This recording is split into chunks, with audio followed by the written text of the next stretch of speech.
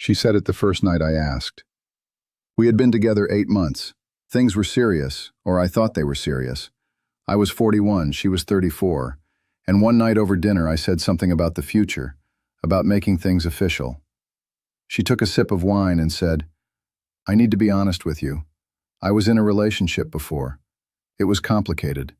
We were together a long time, but we were never married on paper. There's nothing legal between us."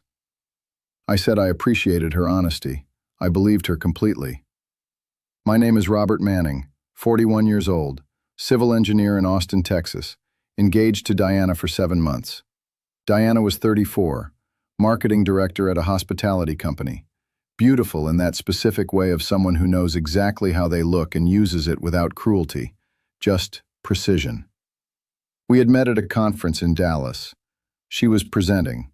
I was in the audience. We talked for 4 hours after the session. She was the kind of person who made you feel like you were the most interesting person in the room. I got engaged to her 6 months after that conversation. I was going to marry her in October. The engagement party was at my sister's house in late June. About 60 people.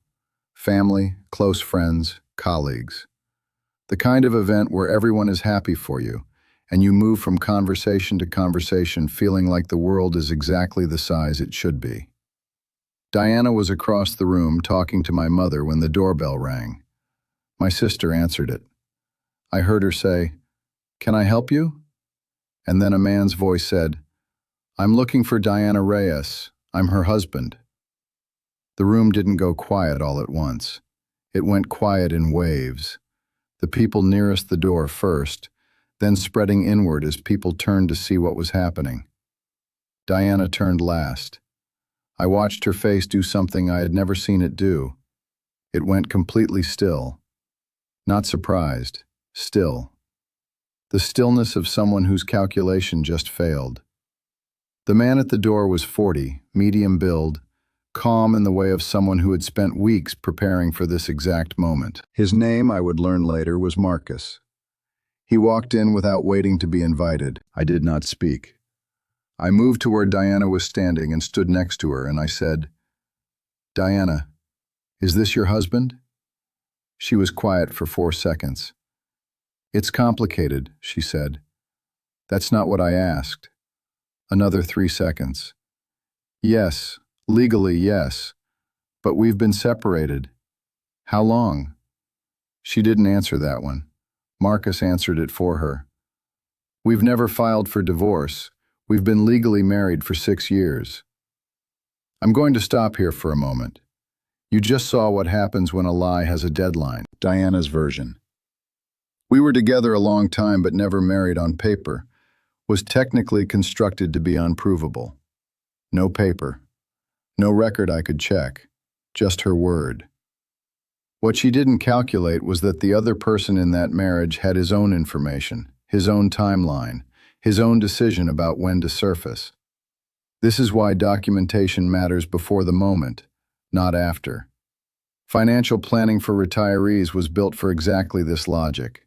Registering what is yours, knowing what is real, before someone else's version of events becomes the only version on the table. Promotion active now. 5 spots at the lowest price this material has ever had. The 6th pays full price, no exceptions. The link is in the first pinned comment. Open it before continuing. I asked everyone to leave, not rudely, with that flat civility that comes when you are holding something together by the surface tension of your own composure. My sister helped people out. My mother stayed until I said, "Mom, please." She left. 3 people remained in the room, me, Diana, and Marcus. I said to Marcus, "Give me 5 minutes with her alone." He looked at me for a moment, then nodded and stepped outside. I turned to Diana. "Tell me what is true." What was true? She and Marcus had married 6 years ago. The marriage had been troubled from the beginning. She described it as emotionally over within the first 2 years. They had separated informally. She had moved to Austin. He had stayed in Houston. She had not filed for divorce because, she said, it had never felt urgent. Because the marriage was over in every way that mattered to her. because paper was just paper.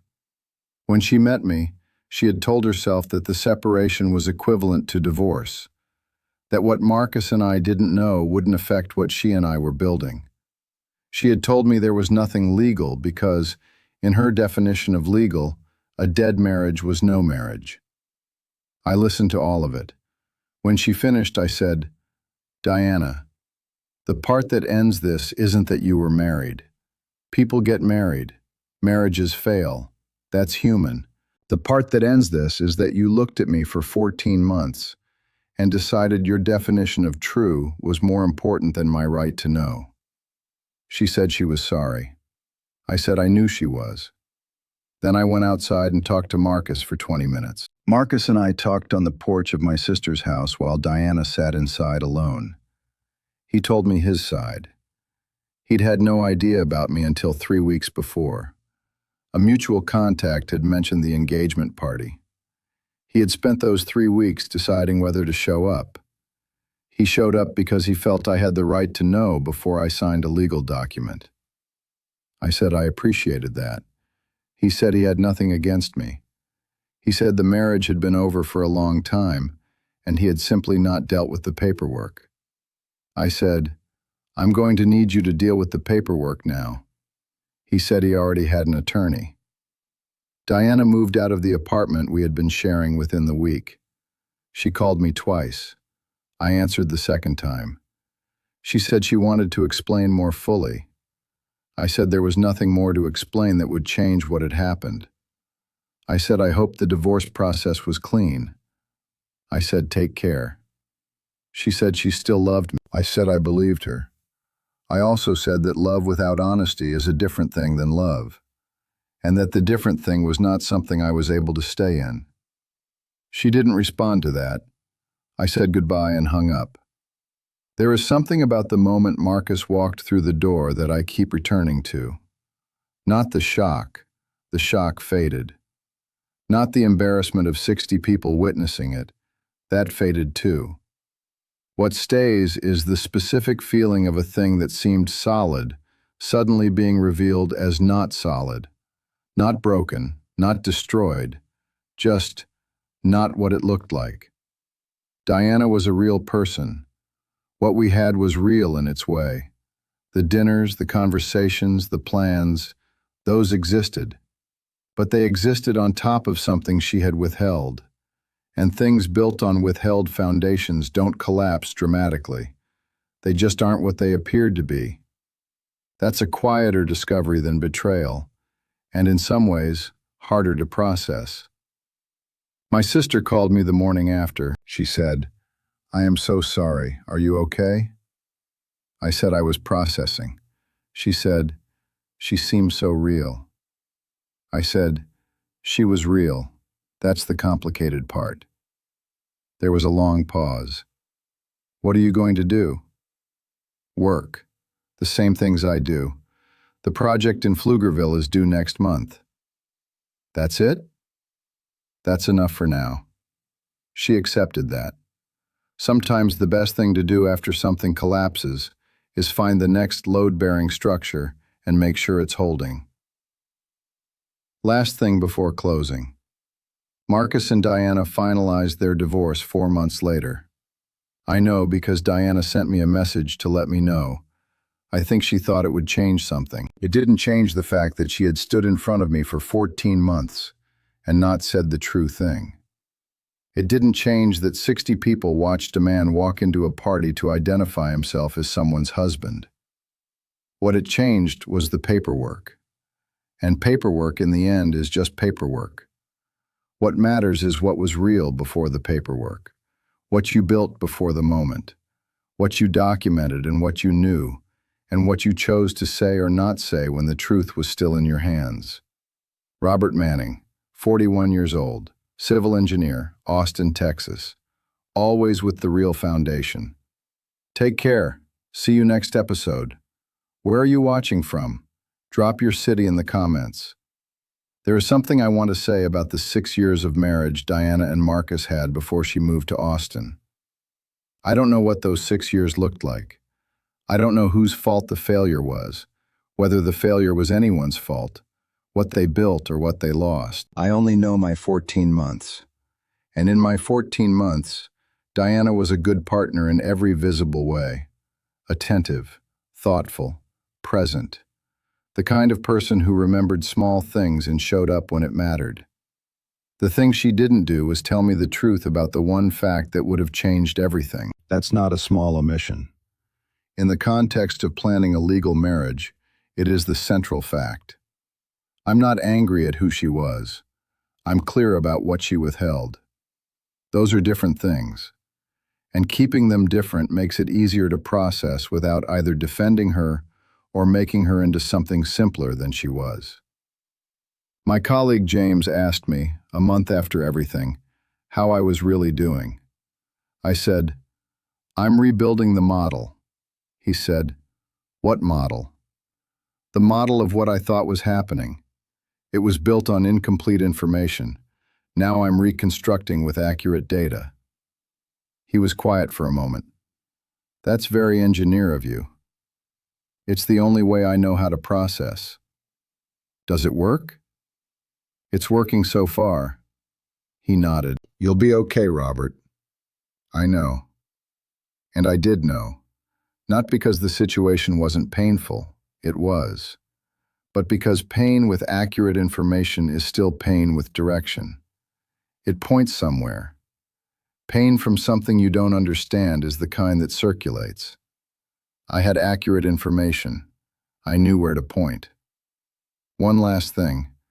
When Marcus walked through that door, he was taking a risk. He had no idea how I would react. He didn't know if I would be angry at him, if Diana would turn the situation against him, if the confrontation would spiral. He came anyway because he believed I had a right to accurate information before making a legal commitment. I've thought about that a lot since then. There are people in the world who show up with information at a cost to themselves because they believe accurate information matters. Marcus was one of those people that night. I told him that when we spoke on the porch. I said, "Thank you for coming." He said, "I would have wanted someone to do the same for me." Robert Manning, civil engineer, Austin, Texas. Always with the real foundation. Always with accurate information. Take care. See you next episode. Where are you watching from? Drop your city in the comments. My mother called me the day after the party. She was careful in the way she is careful when something has hurt me. Not soft exactly, but deliberate. Choosing words. "How are you feeling?" "Like I'm doing structural analysis on something that looked stable." A pause. "Did you know anything before last night?" "No, nothing." She told me early on that her previous relationship was serious, but that they had never been married legally. I had no reason to question it. "She lied to you from the beginning." "She withheld. There's a technical difference." "Robert, I know. Functionally, it's the same thing."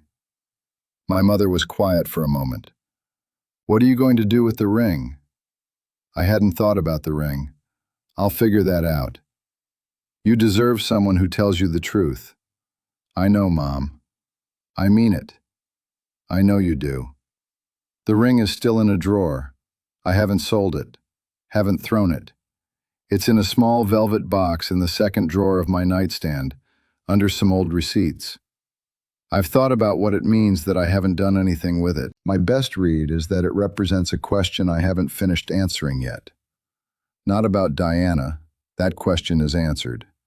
About what kind of thing I want to build next, with what kind of foundation, with what level of verification before I commit.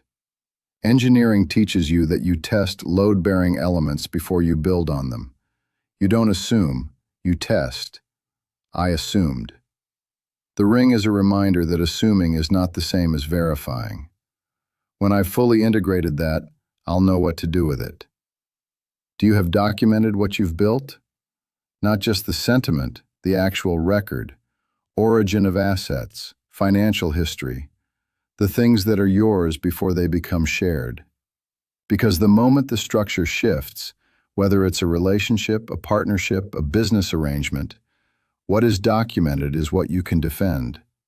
What you only knew in your head disappears into the argument. Financial planning for retirees exists, so that your foundation is recorded before you need it to hold weight. Promotion active now, 5 spots. The lowest price this material has ever had. The 6th pays full price. The link is in the first pinned comment now. Robert Manning, 41 years old, civil engineer, Austin, Texas. Always testing before building, always with the real foundation. Take care, see you next episode. Where are you watching from? Drop your city in the comments. 6 months later, I ran into someone from the party, a colleague who had been there that night. He said, "How are you doing after everything?" I said, "Better, clearer." He said, "I've thought about that night a lot. The way that man walked in, the way Diana's face changed. What did you think?" I thought, he must have practiced that walk. He was so calm.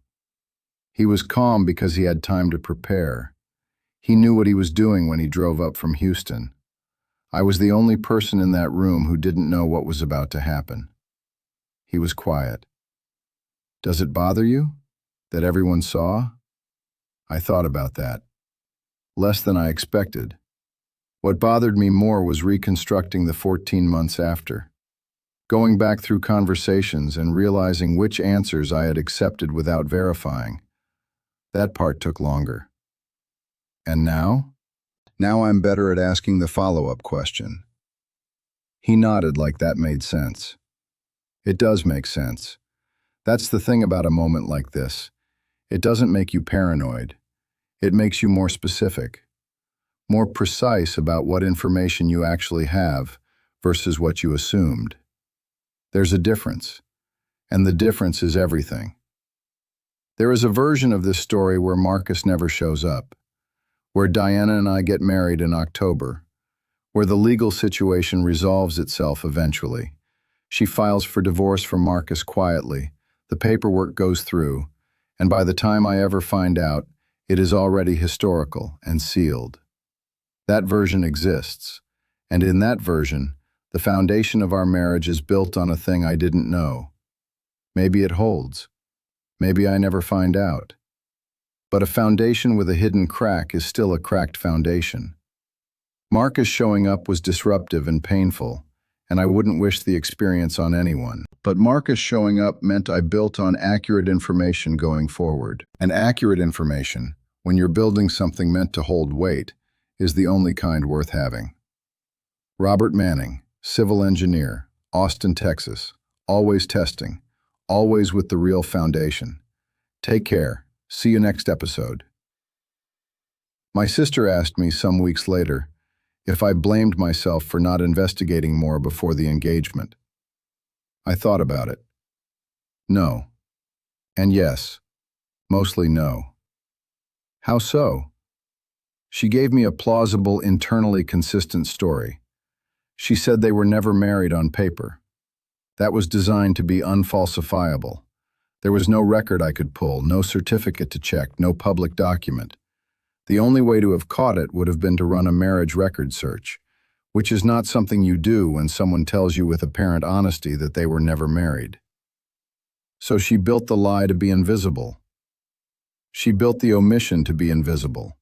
There's a difference. My sister looked at me. You keep making that distinction because it matters. A lie is an active false statement. What she did was withhold the true one. Both get you to the same place, but they say different things about the person. And what do they say about Diana, I thought? That she compartmentalized. That she was capable of holding two realities simultaneously and not letting them touch. That's a specific kind of person. And knowing that, even now, is more useful than anger. My sister nodded slowly. You're going to be okay. I'm already okay. Robert Manning, 41 years old, civil engineer, Austin, Texas. Always with accurate information. Always testing before building. Take care. See you next episode. Where are you watching from? Drop your city in the comments. The project in Pflugerville delivered on time. Life continues at the pace life continues. That's not indifference. That's what continuity looks like when you've processed something fully enough to stop letting it interrupt what needs to happen next. The ring is still in the drawer. One day I'll know what to do with it. Robert Manning, civil engineer, Austin, Texas. Take care. See you next episode. A foundation with a hidden crack is still a cracked foundation.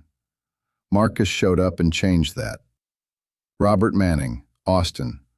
Always building on what is real. Where are you watching from? Drop your city in the comments.